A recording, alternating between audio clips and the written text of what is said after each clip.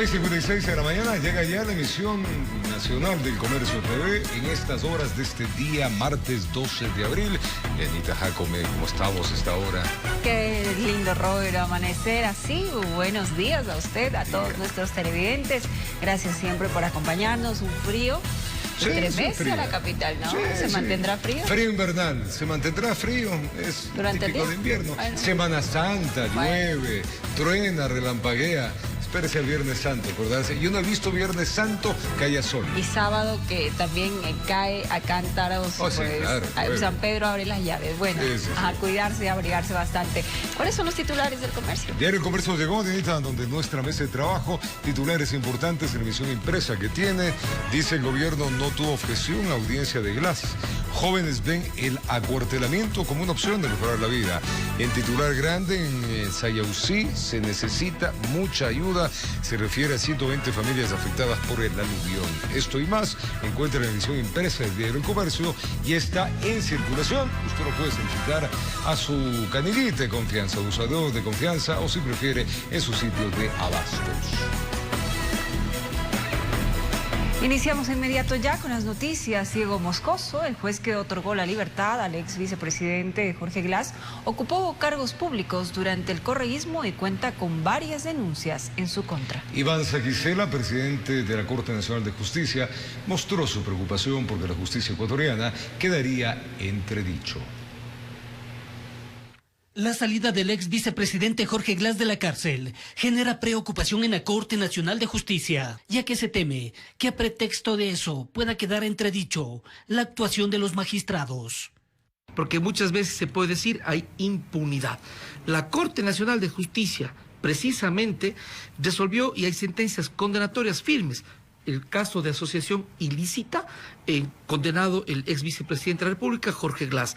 Y el caso sobornos. Iván Saquicela, presidente de la Corte, prefiere ser cauto en sus declaraciones, ya que no tendría competencia para decir si está bien o mal la sentencia adoptada por el juez de Manglar Alto en Santa Elena, Diego Moscoso, al otorgar el habeas corpus a Glass. Saquicela aboca la buena actuación de la autoridad competente. Una vez que existe una impugnación presentada por el SNAI, es muy importante que la Corte Provincial de Justicia de Santa Elena, en la apelación, pueda absolver algunas inquietudes. Por esa línea va la Federación de Abogados del Ecuador. Ramiro García presentará este martes una denuncia en el Consejo de la Judicatura. Es una denuncia de carácter disciplinario en contra del juez por haber tramitado de manera inadecuada esta acción de habeas corpus sin tener jurisdicción. Pero Moscoso tiempo atrás estuvo ligado al correísmo. En el 2017 fue asesor en el Ministerio de Justicia en el mandato de Rafael Correa. A los pocos meses ocupó la Subsecretaría de Rehabilitación Social. En el 2020 asumió la magistratura. En el 2022, es decir, hace pocos días, la Coordinación Provincial de Control Disciplinario de Santa Elena presentó una solicitud de medidas cautelares de suspensión de Moscoso, pedido que más tarde habría sido retirado porque no tenía motivación ni sustento. ¿Qué lucha contra la corrupción podemos hablar si luego resulta que se sacan de la chistera como magos este tipo de acciones jurisdiccionales que no tienen pero pies ni cabeza? Informó Héctor Romero. Y al menos 3 partidos denuncian supuesto pacto entre el gobierno de Guillermo Lasso y el correísmo. Además, se anuncia un proceso de fiscalización tras la decisión del juez que favoreció a Jorge Glass. El Partido Social Cristiano, Izquierda Democrática y Pachacutic denuncian que la excarcelación del ex vicepresidente Jorge Glass daría cuenta de un presunto pacto entre el oficialismo y el correísmo. El acuerdo estaba dado para dejar pasar la ley tributaria a cambio de la libertad de Glass. Algo que la bancada oficialista lo niega. Pero no podemos echarle la culpa hoy al gobierno de lo que está sucediendo, especialmente cuando es la decisión de un juez que no es de la misma provincia donde estaba encarcelado el ex vicepresidente y que por supuesto tenía que excusarse porque había conflicto de intereses. Él fue funcionario de la Revolución Ciudadana y tenía que haberse excusado. Cuando no sucede esto, cuando nos damos cuenta que no es cualquier juez, sino un juez que ha venido trabajando con ellos durante todo el tiempo. No podemos echarle la culpa a la presidencia, no podemos echarle la culpa al gobierno. Javier Pinto, miembro del BAN, indicó que solicitó al juez que concedió el habeas corpus a favor de Jorge Glas información en la que habría sustentado su resolución. Para que él argumente el porqué de la decisión, porque él tiene que argumentar. Entendemos que ni siquiera existe un archivo de lo que se dijo en la audiencia. El Partido Social Cristiano, por su parte, propondrá al Pleno de la Asamblea Nacional convocar al presidente del Consejo de la Judicatura. Dentro de nuestras competencias no aflojaremos la fiscalización y el cuestionamiento al rol del Consejo de la Judicatura. En la Asamblea no se pueden destituir jueces, en la Asamblea no se pueden tumbar abajo decisiones judiciales, pero sí se puede fiscalizar. Por otro lado, la Comisión de Fiscalización ha convocado este miércoles a las 10 de la mañana a los ministros del Interior, de Gobierno, al presidente del Consejo de la Judicatura y al director del SNAI para que den respuesta sobre el habeas corpus concedido a favor del ex vicepresidente Jorge Glas. Informó Valeria Navarro. Y el gobierno reforzará la seguridad al ex vicepresidente Jorge Glas, esto tras su salida de la cárcel de Cotopaxi. El ministro Francisco Jiménez sostuvo que dentro del caso Glas hay posibles irregularidades. La excarcelación de Jorge Glas causa un revuelo político. Por eso autoridades de gobierno convocaron una rueda de prensa este lunes. Dicen estar preocupados con las últimas decisiones judiciales. De algunas instancias de justicia que en diferentes ámbitos, como lo sucedido con el señor Glas, nos dejan preocupados respecto de cómo se están manejando las cosas a nivel de la Administración de Justicia. Y aunque no estén de acuerdo, se deberá respetar la decisión del juez. El ministro de Gobierno habló de supuestas irregularidades. Primero, con el fuero utilizado, segundo, con las credenciales del juez y tercero, con el procedimiento llevado a cabo. Es alrededor de esas ideas que se va a plantear la apelación. Y es que en medio de la cuestionada liberación del ex vicepresidente Jorge Glas de la cárcel de Latacunga este fin de semana, desde el gobierno son enfáticos. Recalcan que no hay acuerdos con organizaciones políticas. Nosotros no transamos con la corrupción y con la justicia no se juega. Pero no es lo único. Les preocupa una eventual evasión del exfuncionario, por eso desde ya tomaron medidas. De hecho, el día de hoy, este Ministerio de Gobierno ha oficiado al SNAI y a diferentes autoridades de migración, incluidas, el reforzamiento de la seguridad del señor Glas. Porque lo peor que podría pasarle a este país es que este señor se fugue. Están a la espera de la notificación formal del juez para la apelación. Esperan con esto revertir la decisión del magistrado. Informó Marilyn Jaramillo.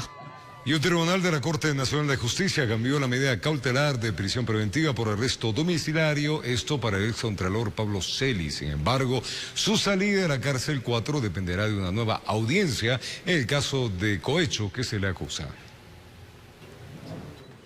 Al parecer, fue una estrategia jurídica de la fiscal general Diana Salazar el adelantarse a la defensa del excontralor Pablo Celi, solicitando la revisión de medidas cautelares de prisión preventiva por arresto domiciliario en el proceso legal de supuesta delincuencia organizada, iniciativa a la que se allanó la Procuraduría y Petroecuador. Lo cual obviamente parece que estamos enderezando en algo el proceso y tantas violaciones y persecución que ha habido a Pablo Celi. ¿Pero de alguna forma para ustedes no era preferible no presentar ese pedido? Sí, efectivamente nosotros estábamos esperando la caducidad de la prisión preventiva, que es después de 2 días. Inclusive se lo realizó sin que haya sido señalado día y hora para esta audiencia. Sin duda eso es lo que se jugó la fiscal.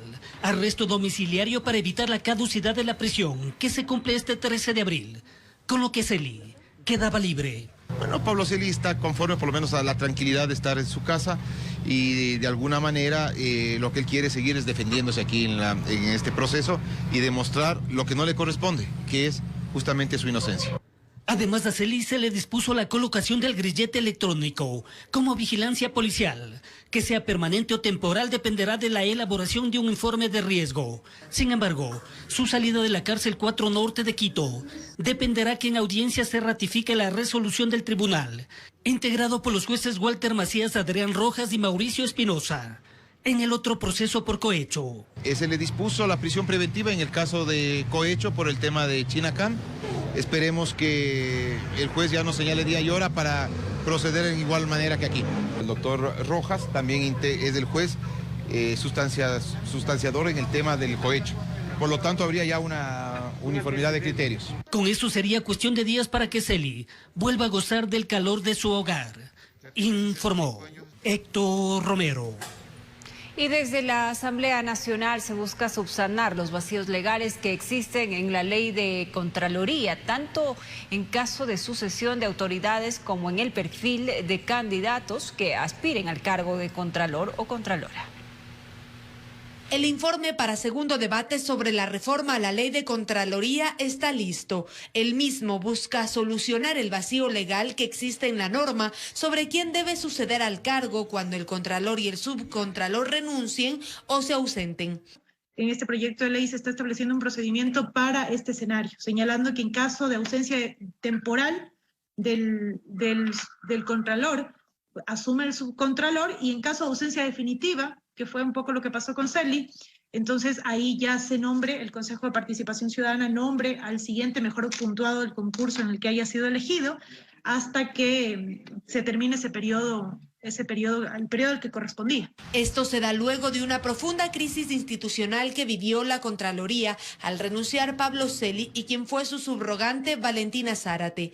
Ante el riesgo de que se presente un escenario similar, lo que se quiere evitar es que se pueda nominar a dedo al sucesor. Se eliminan vacíos legales que permiten manipulación de parte de ciertos actores políticos y de quienes quisieran en algún punto beneficiarse del vacío. La normativa también propone requisitos para quienes quieran aspirar al puesto de Contralor, entre ellos no estar afiliados a una tienda política en los últimos 8 años, no haber desempeñado una dignidad de elección en los últimos 7 años y sobre todo el candidato deberá presentar un certificado de Contraloría de no tener glosas ejecutoriadas pendientes. Eso creo que es importante, es importantísimo en razón de tener claridad de cuál es el perfil de la persona que va a asumir la Contraloría General del Estado. El proyecto normativo es corto, apenas cuenta con 3 artículos. El mismo deberá pasar a discusión del Pleno de la Asamblea Nacional. Informó Valeria Navarro.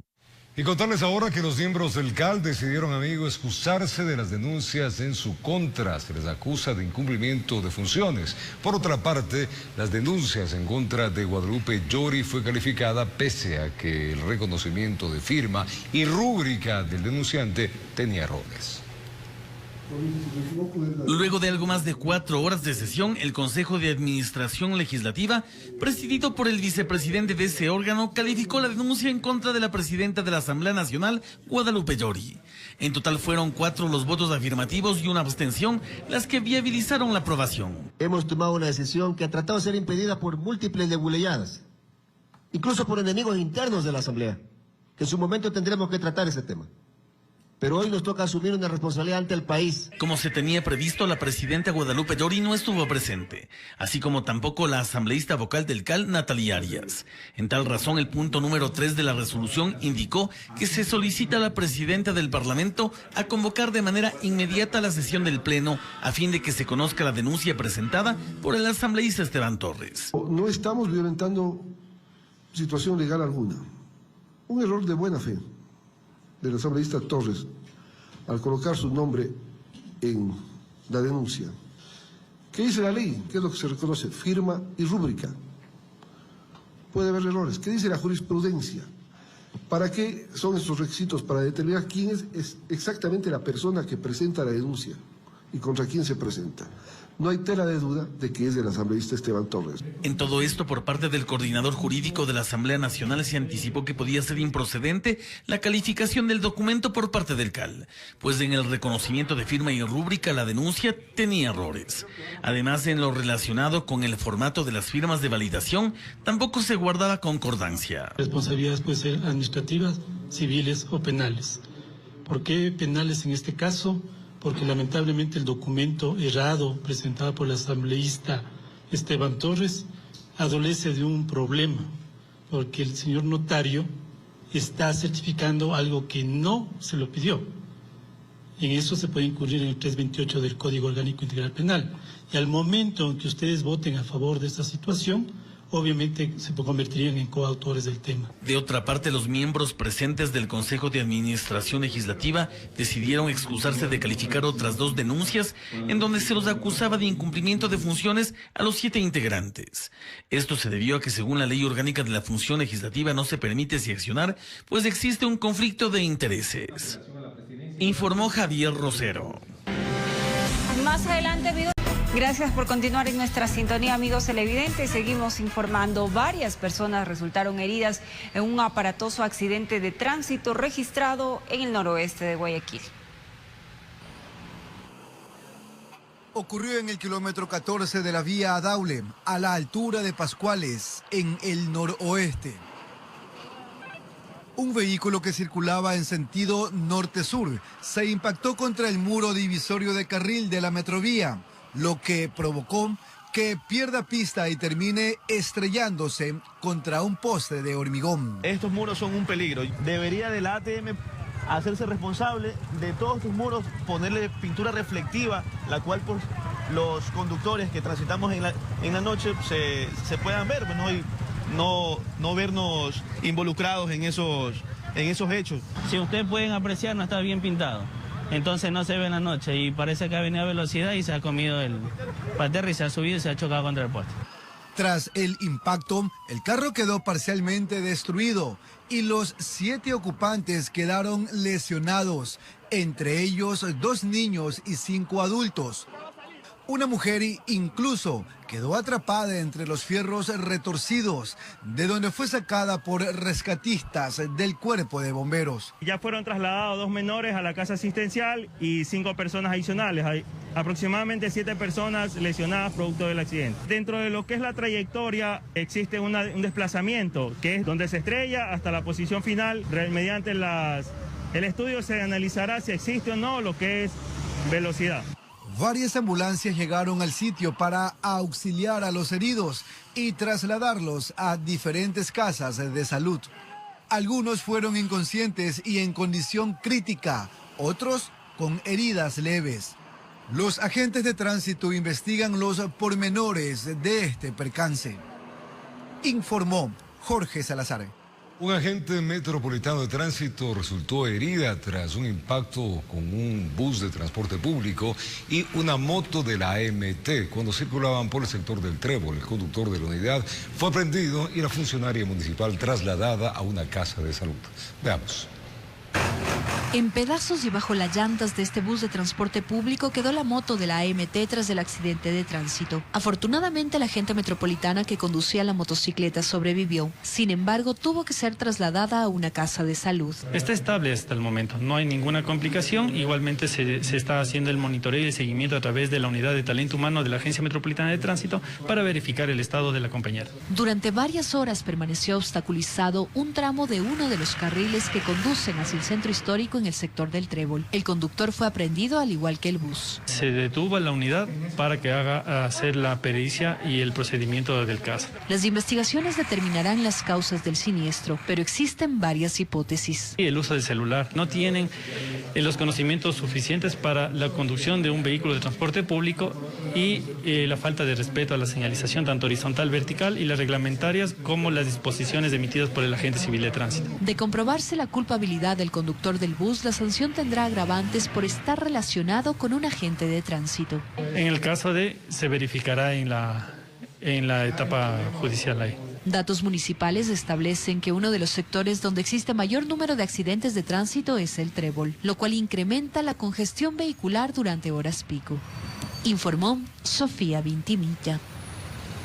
Y mire esta noticia que nos sorprende a muchos, por supuesto. La mujer que fue quemada con agua hirviendo por su propia hija en Babahoyo presentó la denuncia en la fiscalía y pide a las autoridades pertinentes que le brinden protección, pues asegura que teme por su vida. ¿Cuánto dolor puede soportar el corazón de una madre? En la triste mirada de doña Elizabeth parece flotar la pregunta del por qué su hija, la única que tuvo con su actual pareja, fue capaz de lanzarle agua hirviendo, causando lesiones en el 18% de su cuerpo. En el pecho, en el brazo, en la cabeza, la garganta, adentro. de parte de aquí a la quijada. Me da adentro lo que me cogió, me hizo así. ¿Que la golpeó también? También me golpeó, me dañó la boca. Me dañó esta parte de aquí, que tengo morado, y aquí abajo también, aquí a la de adentro. Ahí también la agredió. Sí. ¿Nadie la ayudó? Se metió a mi suegra y a ella también la atacó. La mujer asegura que el maltrato ha sido constante y por ello decidió poner un alto a la situación, denunciando a su hija de 19 años en la fiscalía. Yo le daba por todo por ella y así me pagan, no, pues. El médico legista, tras la valoración, le dio una incapacidad médica de 3 días. 3 días como intrafamiliar, porque ella pues la ciudad pues la va a juzgar, ¿no?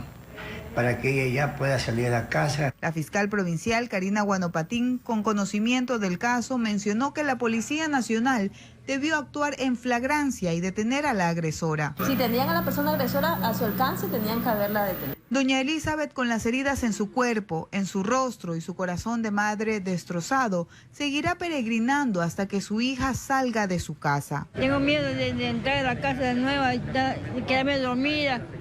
Y pues me vaya a coger dormida, me vaya a matar, hacerme algo. Desde Los Ríos, informó Odette Camacho. Vamos ahora donde está Sofía Vintimilla, está en la Plaza de Santo Domingo. Ahí hay que recordar, en nuestra emisión anterior estaba un informe de tráfico de nuestra ciudad en La Cena y Maldonado. Le ha tomado más o menos entre ese trayecto por la congestión de tránsito 1 hora llegar a la Plaza de Santo Domingo, tomando en cuenta que la Cena y Maldonado es relativamente cerca, no debería existir un tráfico tan fuerte. Sofía, buen día, adelante.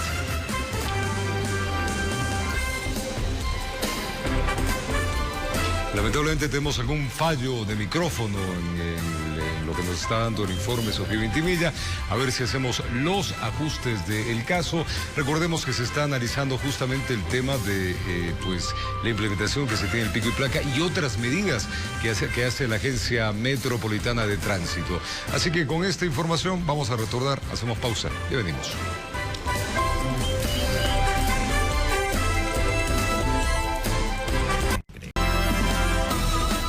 Bueno, estamos ya de vuelta, estamos ya arreglado ese inconveniente técnico con el micrófono de Sofía Vintimilla. Es de hecho un trayecto, se está revisando justamente el tema de la movilidad que se tiene desde el sur de la ciudad hacia el centro de Quito. Un inicio estuvimos en la Maldonado y Sena, donde se habló con la directora de la Agencia Metropolitana de Tránsito, todas las explicaciones de qué es lo que está analizando. Y bueno, a partir de eso se hizo un recorrido que ha durado aproximadamente 1 hora, desde la Maldonado y Sena, que es muy cerca del Ministerio de Defensa, hacia la iglesia de Santo Domingo, la plaza de Santo Domingo, que técnicamente ¿cuántos kilómetros tendrá esto? ¿3?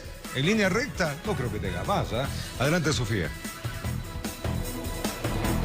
Así es, Roberto, yo no creo tampoco que tenga más, sin embargo, lo que hicimos fue desde la avenida Maldonado y Sena bordear hasta el sector de la Villa Flora y ingresar al centro histórico por la 5 de junio.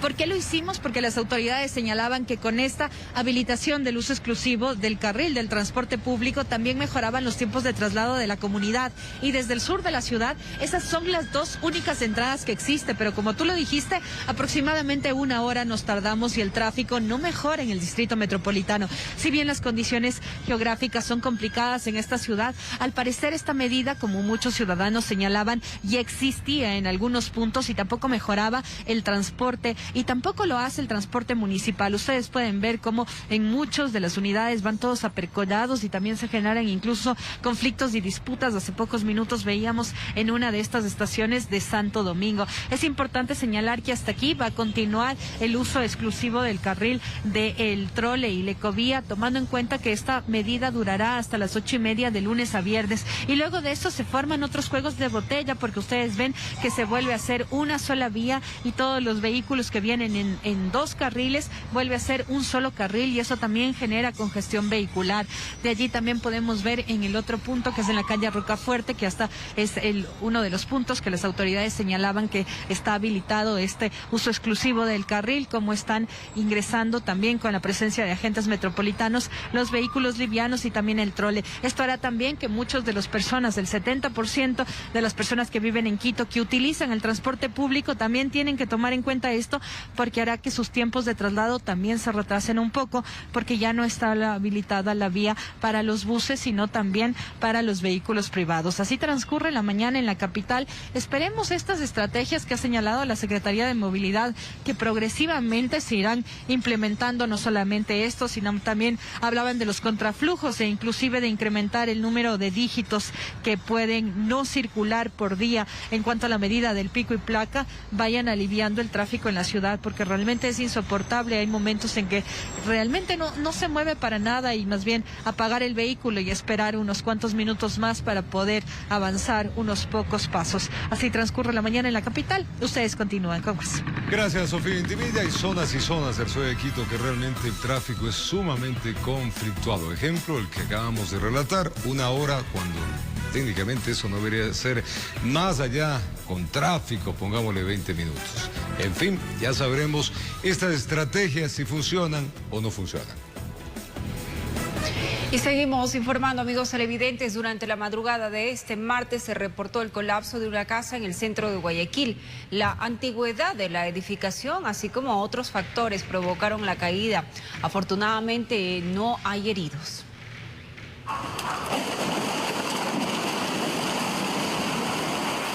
De esta forma, caía parte de la fachada de la casa ubicada en las calles 9 de Octubre y Escobedo, centro de Guayaquil. La vetustez de la madera, así como otros factores, provocaron su colapso. Mientras acordonábamos, se escuchaban los estruendos de lo que estaba colapsando poco a poco por dentro de la vivienda hasta que terminó de caer. O sea, no nos quisimos arriesgar, hubiese sido fatal. Tras el hecho, los bomberos informaron que en la casa no había personas. Asimismo, los daños se reportaron en el primer y segundo piso. De este lado tenemos el escudo de un consulado. El consulado de Mónaco nos están indicando que es. Por lo pronto, las calles donde sucedió el colapso estarán cerradas.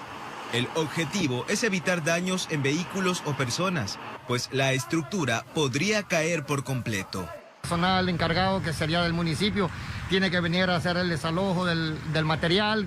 Me imagino que tienen que terminar de demoler la vivienda, pero el tránsito va a estar cerrado tanto por la calle 9 de Octubre como por la calle Escobedo.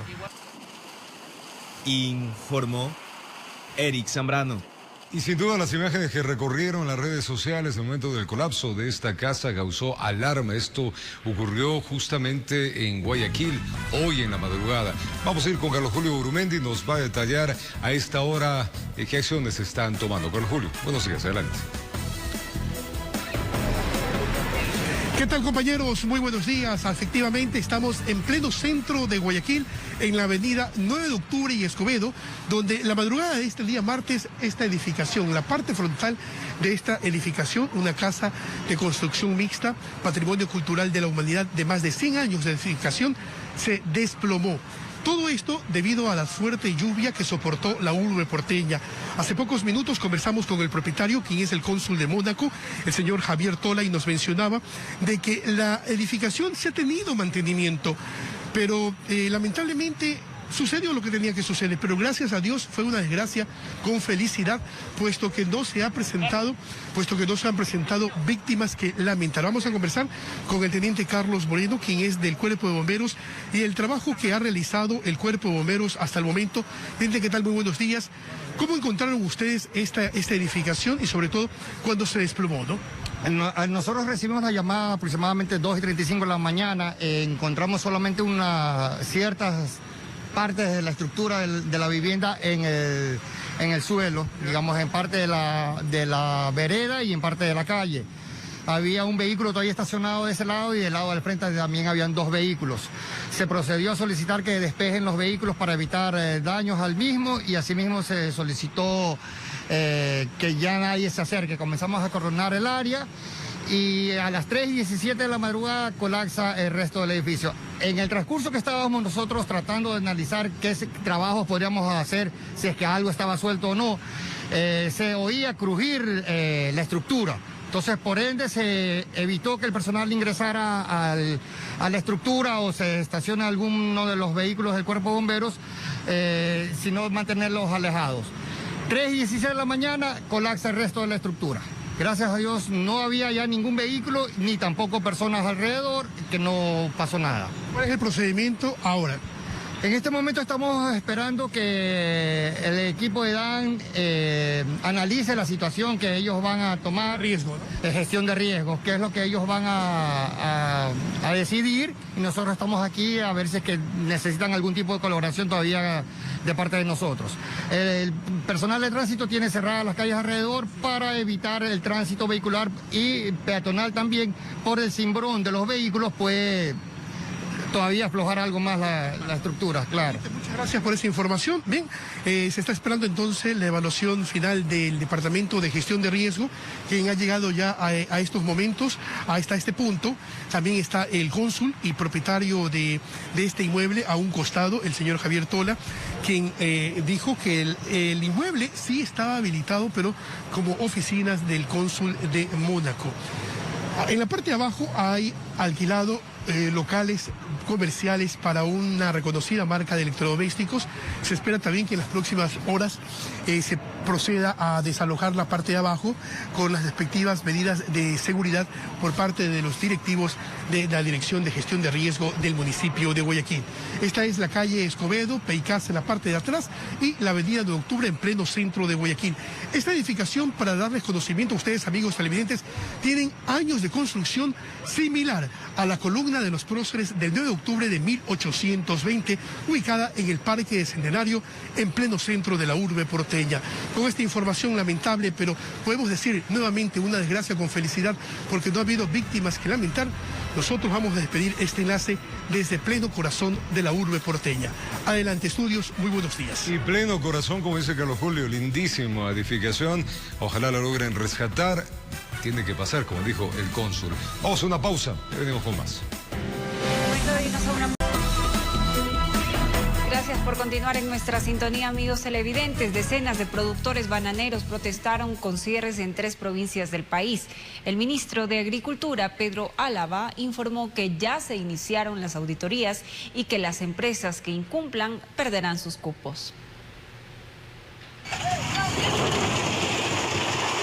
El cascajo fue su bronca en la mitad de la vía para volver a exigir el pago del precio oficial de la caja de banano en El Guabo, provincia de El Oro. Se está hablando de un excedente de producción que se está quedando en nuestro país represada. Esa fruta que hemos dicho, que sea comprada por el Estado y que sea entregada a las instituciones educativas. Dijeron que allá dentro las bananeras no aguantan más y el éxodo es inevitable. Están abandonadas, de pequeños productores ya han colapsado. Yo llevo ya más de 5 semanas que no hago ni una caja. ¿Qué hacen con la fruta? La fruta a veces la regalamos o la picamos ahí. En Guayaquil, el ministro Pedro Álava advirtió que la compañía que incumpla se quedará sin cupo de exportación. Aquellas que no tienen el precio oficial con un contrato y con su debida garantía del pago mínimo oficial de exportación, también no serán permitidas las exportaciones. Quienes trabajaban en Guayaquil salían como pudieron. También algunas mujeres con sus niños a cuestas. Con los muros que está, pues ¿qué se va a poder pasar? No hay otro lado para llegar. Tengo que llegar de ley al trabajo. Unas 2 horas ya estamos aquí. ¿De dónde venían? De Santa Rosa. Queremos viajar a Santo Domingo, pero está imposible ahí. Está habilitado, como ustedes pueden apreciar, un carril para motocicletas y un carril exclusivo si es que hubiera situaciones o carros o vehículos de emergencia. Protestas similares se efectuaron en El Triunfo y Babahoyo, informó Jorge Escobar. Bueno, y la Asociación Ecuatoriana de Distribuidores e Importadores de Productos Médicos hacen algunas observaciones al plan de externalización de farmacias. Está previsto, amigos, que este proceso inicie este mes en 4 ciudades del país. ¿Qué dicen? ¿Qué observaciones? Preste atención. Representantes de la Asociación Ecuatoriana de Distribuidores e Importadores de Productos Médicos insistieron en que no han sido tomados en cuenta en el plan de externalización de las farmacias de los hospitales públicos, un proceso que tiene previsto iniciar en una primera fase este mes en 4 ciudades del país. No sabemos por qué no fuimos incluidos, seguramente porque es en una primera etapa, pero el momento en que se construye una normativa y no se construye escuchando las observaciones técnicas, te deja mucho por discutir y conversar. Expresaron su preocupación por la falta de claridad del proyecto. La asociación representa en Ecuador el 58.15% de las importaciones. Son proveedores de insumos, equipos y reactivos. Estos dispositivos son considerados como bienes estratégicos en la externalización. Ha sido un proceso creado únicamente por el Ministerio de Salud Pública sin análisis específico. Este proceso ya ha sido cuestionado 2 veces por la Contraloría General del Estado en años anteriores. Otra de las observaciones es la deuda del Ministerio de Salud y del Instituto Ecuatoriano de Seguridad con este sector desde el año 2020, que según la representante no ha permitido que los hospitales estén abastecidos de insumos de manera adecuada. Eran $18 millones, 5 del Ministerio de Salud Pública y 13 del IES. Siguen haciendo procesos, pagan a nuevos proveedores, pero no a los anteriores. Está previsto que en esta semana el Ministerio de Salud dé a conocer las firmas que se sumarán al plan de externalización, que no es otra cosa que en los hospitales se dará una receta con las indicaciones y el usuario acudirá a una farmacia particular para adquirir sus medicamentos. Pero ¿cuál es la opinión de los pacientes?